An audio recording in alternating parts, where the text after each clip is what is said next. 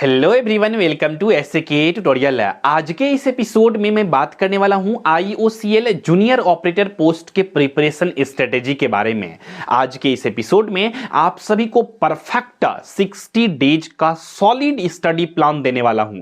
अगर आप लोग डे 1 से इसे फॉलो करते हैं तो आप पाएंगे कि एग्जामिनेशंस आते आते या फिर 60 डेज कंप्लीट होते होते आपका सिलेबस कंप्लीट ही नहीं बल्कि आपका प्रिपरेशंस भी कंप्लीट हो चुकी होगी। और अगर आपका प्रिपरेशंस कंप्लीट हो चुके होंगे तो आप एक अच्छे कॉन्फिडेंस के साथ एग्जामिनेशंस देने के लिए एग्जामिनेशन सेंटर पे पहुंचेंगे, जिसके वजह से आप पॉजिटिव रहेंगे और पॉजिटिव रहने की वजह से आप सही क्वेश्चंस को भी अटेम्प्ट कर पाएंगे। जो क्वेश्चंस नहीं आएगा उसमें भी थोड़ा बहुत तुक्का लगा करके पॉजिटिव माइंडसेट के साथ अगर आप सॉल्व करेंगे तो वहां पर आपका तुक्का भी सही लगेगा। इसीलिए कहा जाता है कि पढ़ने वाला और मेहनती बच्चों का थोड़ा सा किस्मत भी साथ दे देता है। इसीलिए आज के इस एपिसोड में पूरा एक सॉलिड परफेक्ट प्रिपरेशन स्ट्रेटेजी आज के इस एपिसोड में आप सभी से मैं डिस्कस करने वाला हूं। इसीलिए आप लोग इस एपिसोड में पूरा लास्ट तक बने रहिएगा। देखिए, ये कोई मोटिवेशनल वीडियोस नहीं है। अगर आप लोग मोटिवेशनल के पर्सपेक्टिव से इस वीडियोस में आए हैं तो आप लोग इस वीडियोस को छोड़ के अभी ही जा सकते हैं, क्योंकि मैं नहीं चाहता कि आप सभी का फालतू का समय बर्बाद हो।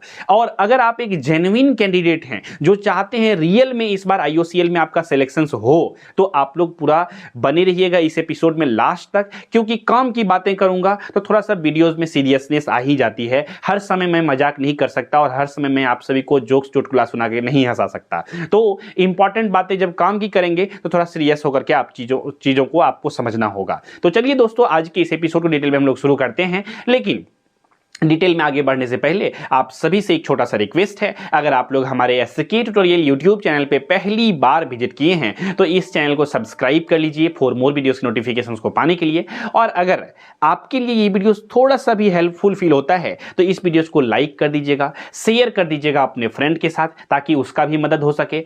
तो ये हमारे लिए भी मददगार साबित होगा आप सभी के रूप में, अगर आप लोग इस तरह से शेयर करेंगे, लाइक करेंगे, चैनल को सब्सक्राइब करेंगे। तो दोस्तों, उम्मीद करते हैं ये सभी चीजें आप लोग करेंगे। चलिए अब हम लोग टॉपिक पे आते हैं। टॉपिक है हम लोगों का कि 60 डेज 60 दिन में कैसे तैयारी कर सकते हैं और कितना चीजें पढ़ना है आप सभी को। दोस्तों, आप सभी को जैसा कि पता है कि IOCL that means Indian oil corporation limited में नई भर्ती को जारी किया गया है। टोटल 246 पद है और 246 पद के लिए सिलेक्शंस लेना चैलेंजिंग तो है, लेकिन चैलेंजिंग उन कैंडिडेट के लिए है जो सिर्फ फॉर्म को फिलअप कर दिए हैं, उसके लिए नहीं है जो सही स्ट्रेटेजी को फॉलो करेगा। एक एक करके सभी बातों को मैं बताने वाला हूं। सबसे पहले यहां पर मैं क्लियरिटी के साथ आप सभी को बता देता हूं कि जूनियर ऑपरेटर का जो एग्जामिनेशंस होता है इसके क्वेश्चंस का लेवल बहुत टफ नहीं रहता है, बेसिक लेवल के क्वेश्चंस रहते हैं। अगर आप अच्छे से पढ़ के गए होते हैं आराम से आप सिलेक्शंस ले सकते हैं। तो ये एक रियलिटी है। तो इसीलिए चलिए समझते हैं कैसे आप तैयारी करके जाएंगे और एग्जामिनेशंस को बहुत ही स्मूथली आप सभी लोग देंगे और सिलेक्शंस लेने के अपने चांसेस को बढ़ा सकते हैं। सबसे पहले तो यहां पर मैं बात करना चाहूंगा आप सभी के लिए से एग्जामिनेशंस के पैटर्न के बारे में। लेकिन उससे भी पहले मैं जूनियर ऑपरेटर जो ये ग्रेड 1 पोस्ट है इसके लिए कौन कौन से आईटीआई ट्रेड वाले कैंडिडेट फॉर्म को अप्लाई कर सकते हैं ये लिस्ट आप सभी को दिखाना चाहूंगा। दोस्तों, आप सभी को पता है कि total 10 ITI trade holder candidate form को अप्लाई कर सकते हैं। अगर इलेक्ट्रॉनिक्स मैकेनिक का कोई कैंडिडेट है, इंस्ट्रूमेंट मैकेनिक का है, ये सभी 10 लिस्ट है, आप सभी को दिख ही रहा होगा स्क्रीन पे, मैं पढ़ के समय बर्बाद नहीं करता हूं। तो ये सभी ट्रेड वाले कैंडिडेट एक ही पोस्ट जूनियर ऑपरेटर ग्रेड 1 के लिए फॉर्म को अप्लाई करेंगे। क्लियर है यहां तक? इसके बाद इसमें मिनिमम 1 ईयर का तो एक्सपीरियंस मांगा गया है, चाहे वो अप्रेंटिसशिप हो या फिर वर्क एक्सपीरियंस हो। यहां तक भी क्लियरिटी आ गया है। अब चलिए आते हैं एग्जामिनेशंस के पैटर्न के ऊपर। आप सभी को पता है एग्जामिनेशंस पैटर्न कि 100 मार्क्स के इसके एग्जामिनेशंस होंगे, जिसमें से 50 मार्क्स जो होगा वो आपका आईटीआई ट्रेड या जनरल साइंस के क्वेश्चंस आएंगे। अब यहां पर भी बहुत सारे बच्चों को कंफ्यूजन्स है कि सर जनरल साइंस के क्वेश्चंस आएंगे या फिर आईटीआई के ट्रेड से रिलेटेड क्वेश्चंस आएंगे। तो इसको भी मैं बहुत जल्दी ही क्लियर करने वाला हूं, इसीलिए आराम से बने रहिएगा। इसके बाद नॉन टेक्निकल सेक्शंस में 50 मार्क्स के क्वेश्चंस आएंगे। ठीक है, तो ध्यान से समझिएगा कि इस एग्जामिनेशन में निगेटिव मार्किंग भी नहीं है, तो सिलेक्शंस के चांसेस क्या हैं, ज्यादा हैं। और आप सभी को एक बात मैं अगर बताऊंगा तो आप लोग शॉक्ड हो जाएंगे। क्या है वो बात? देखिए, इस एग्जामिनेशन का जो कट ऑफ जाता है वो बहुत ज्यादा नहीं जाता है, 50 से 60 कट ऑफ रहते थे। और कहेंगे सर ये आप क्या बोल रहे हैं? कारण है, इसके पीछे का कारण है। क्या है रीजन? ध्यान से समझिएगा, आराम से समझिएगा। देखिए दोस्तों, इस पोस्ट के लिए फॉर्म को अप्लाई करने के लिए क्या मांगा गया है? ITI। क्लियर है यहां तक? दूसरा बात क्या कि मिनिमम 1 ईयर का मिनिमम एक्सपीरियंस होना चाहिए। तो होता क्या है कि मैक्सिमम लोग तो भीड़ ऐसे ही कम हो गया, कंपटीशन कम हो गया। फॉर्म को अप्लाई कौन कौन लोग किए हैं? वही लोग जिसके पास एक्सपीरियंस है, जिसके पास अप्रेंटिसशिप सर्टिफिकेट है। तो कंपटीशन कम हुआ तो कट ऑफ भी स्वाभाविक सी बातें कम जाएगा। अब एक्सपीरियंस वाले कैंडिडेट अगर सिर्फ फॉर्म को भरेंगे तो कोई बच्चा ITI किया है, ध्यान से समझिएगा, ITI किया है, वो 1 ईयर का चला गया अप्रेंटिसशिप करने के लिए, तो मैक्सिमम कैंडिडेट अप्रेंटिसशिप करने के दौरान पढ़ाई वगैरह सब कम करते हैं, या वर्क कहीं पे कर रहे होते हैं, ड्यूटी कहीं पे कर रहे होते हैं, कहीं पे इंडस्ट्री फैक्ट्री में जब काम कर रहे होते हैं तो पढ़ाई लिखाई से थोड़ा सा रिश्ता नाता थोड़ा सा टूट जाता है, जिसके वजह से वो पढ़ाई के साथ कनेक्टेड नहीं रहते हैं। तो क्या होता है, नॉलेज लेवल पे, प्रैक्टिस लेवल पे जो होता है वो चीजें कम हो जाती है। तो बेसिक क्वेश्चंस पूछने के बाद भी मैक्सिमम कैंडिडेट वही लोग पहुंच रहे हैं जिसका कि बहुत एजुकेशन मतलब पढ़ाई के साथ बहुत ज्यादा कनेक्शंस नहीं है। ठीक है, तो चीजें क्या होता है, इजी क्वेश्चंस भी कभी कभी याद नहीं रहते हैं माइंड में। ठीक है, तो इसके वजह से बहुत सारे बच्चे कम क्वेश्चंस को अटेम्प्ट कर पाते हैं, या अटेम्प्ट करते हैं तो सही नहीं होते हैं, तो इस वजह से कट ऑफ कम जाता है। इसके पीछे का साइंस यही है। अब यहां पर ध्यान से समझना है आप सभी को चीजों को एक एक करके डिटेल में। ठीक है, यहां पर देखिए, जैसा कि हमने बताया आप सभी को, इस एग्जामिनेशन में चूंकि 50 नंबर का नॉन टेक्निकल पूछा जाता है और नॉन टेक्निकल बहुत ही अच्छा इंपॉर्टेंट रोल प्ले करेगा। और नॉन टेक्निकल में क्या क्या चीजें आप सभी को पढ़ना है, इसके लिए हमने सिलेबस भी बना करके रखा है। यहां पर है सिलेबस है, देखिए रीजनिंग में ये सभी टॉपिक को आपको अच्छे से पढ़ना है। आप चाहें तो इसका स्क्रीनशॉट ले लीजिए, और मैथमेटिक्स में ये सभी चैप्टर को आपको अच्छे से पढ़ना है। अब चूंकि हमने हेडिंग दिया है इस वीडियोस का कि 60 डेज का परफेक्ट स्ट्रेटेजी, तो प्रत्येक चैप्टर को आप जो है ना बांट लीजिए 2-2 दिन में, यानी कि 2 दिन में आप एक चैप्टर को पूरा कंप्लीट करेंगे, या 2 दिन में आप एक चैप्टर रीजनिंग का, एक चैप्टर न्यूमेरिकल एबिलिटी का ऐसे कंप्लीट करेंगे। अपने अपने रूटीन के अनुसार इसको करिए। ठीक है, अब देखिए, अगर आप बेसिकली सिर्फ और सिर्फ चाहते हैं YouTube से प्रिपरेशंस करने के लिए, तो YouTube से आप प्रिपरेशंस कर सकते हैं। और अगर आप चाहते हैं कि सब कुछ रेडीमेड मिले, आराम से आप टेंशन फ्री होकर के प्रिपरेशंस करना चाहते हैं, तो आप लोग हमारे पेड बैच में भी इनरोलमेंट ले सकते हैं। हमारा paid batch IOCL junior operator post के लिए स्टार्ट हो चुकी है, और ये तभी बैच को लॉन्च कर दिया गया था जब इसका वैकेंसीज आए थे। तो आप लोग जल्द से जल्द जुड़ करके प्रिपरेशंस की शुरुआत कर सकते हैं। हमारे बैच में जुड़ने के लिए सिंपल में गूगल प्ले स्टोर से SK ट्यूटोरियल ऐप को अपने फोन में इंस्टॉल करके ऐप में लॉगिन करके बैच में इनरोलमेंट ले सकते हैं। क्लियर हो गया चीजें? अब ये सभी चैप्टर को पहले आपको अच्छे से करना है।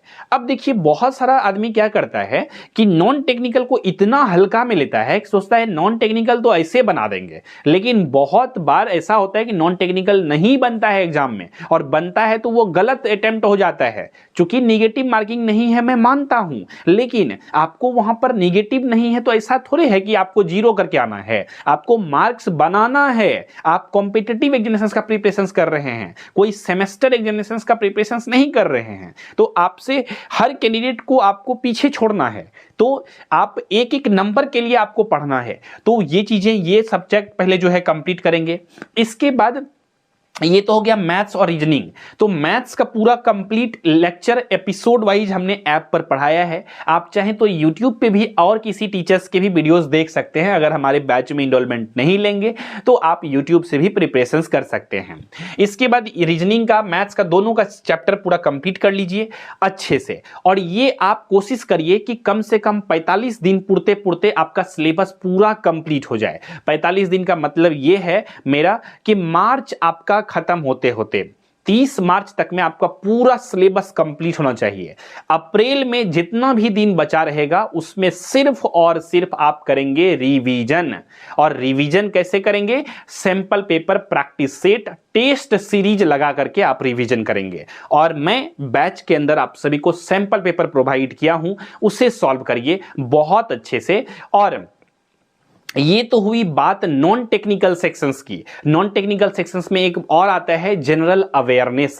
जनरल अवेयरनेस वाला जो पार्ट है वो तो इन्फिनिटी सिलेबस है, उसका कोई डिफाइन तो है नहीं, तो उससे रिलेटेड करंट अफेयर्स पढ़ लीजिए थोड़ा बहुत, और जनरल साइंस वगैरह सब तो पढ़ते ही हैं, तो वो जो आइडिया होगा। ठीक है, अब ये हो गया 50 नंबर का कहानी। अब रिमेनिंग 50 नंबर जो है वो है आपका टेक्निकल ITI ट्रेड रिलेटेड है। तो उसका क्या कहानी है इसको भी ध्यान से सुन लीजिए कि बहुत बच्चे कंफ्यूज हैं इस चीज को लेकर के कि सर मैं ITI ट्रेड को पढ़ूं या फिर जनरल साइंस को पढ़ूं। तो इसके लिए सबसे बहुत बेहतर और एक्सपीरियंस खुद किया हुआ कैंडिडेट बता देता हूं मैं अच्छे से। जो कैंडिडेट ने एक्सपीरियंस किया है उसने बताया है कि बेसिकली जो इस एग्जामिनेशन में ये जो सिलेबस है बेसिकली 50 नंबर में 15 नंबर के आसपास जनरल साइंस के क्वेश्चंस रहेंगे। इसके बाद 35 नंबर जो है वो रहेंगे ITI के ट्रेड से रिलेटेड। अब फिर से मैं आप सभी को यहां पर लेकर के आना चाहूंगा दोस्तों, जैसा कि आप लोग देख रहे हैं electronics mechanic, instrument mechanic, chemical plant, ये सभी चीजें हैं, फीटर है, तो ये सभी जो ट्रेड है। तो अब चूंकि सभी 10 ट्रेड वाले कैंडिडेट फॉर्म को अप्लाई कर रहे हैं तो ऐसा तो नहीं करेगा IOCL की अलग अलग ट्रेड वालों के लिए अलग अलग क्वेश्चन बनाएगा एक ही पोस्ट के वैकेंसीज के लिए। तो वो क्या करते हैं, एक यूनिवर्सल पेपर को बनाते हैं। लेकिन ठहर जाइए, यूनिवर्सल पेपर का मतलब ये होता है कि जो 35 नंबर रहेगा वो 35 नंबर में बेसिकली आपका मैक्सिमम क्वेश्चन जो रहेगा वो इलेक्ट्रीशियन ट्रेड से रिलेटेड रहेगा। क्यों रहेगा इलेक्ट्रीशियन ट्रेड से रिलेटेड है? और कोई ट्रेड से क्या दुश्मनी है IOCL को? एक्चुअल में इलेक्ट्रीशियन ट्रेड में जो है बेसिकली जो भी चैप्टर्स हम लोग पढ़ते हैं वो फिजिक्स से ओवरलैप करता है, जनरल साइंस से मिलता जुलता चैप्टर्स होता है। ठीक है, तो इसीलिए ये डायरेक्टली मिलता है। समझ में आया बातें? तो इस वजह से यहां पर इलेक्ट्रीशियन ट्रेड से ज्यादा क्वेश्चंस पूछे जाने की संभावनाएं हैं। और जो भी ट्रेड है उससे आपका 4, 5, 2, 1 क्वेश्चंस देखने को मिलेगा जो कि बहुत मिनिमम रहेगा और वो कोई भी कैंडिडेट आंसर दे सकता है।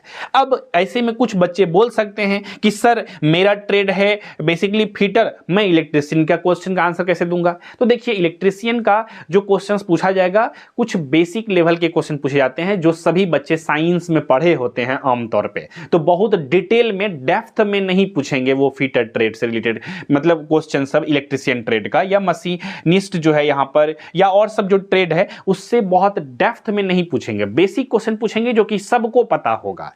इस वजह से आप लोगों को बेसिकली अच्छे से प्रिपरेशंस करना होगा और बेसिक क्वेश्चंस चूंकि पूछा जाएगा तो आप यहां पर भी अच्छे मार्क्स को स्कोर कर सकते हैं।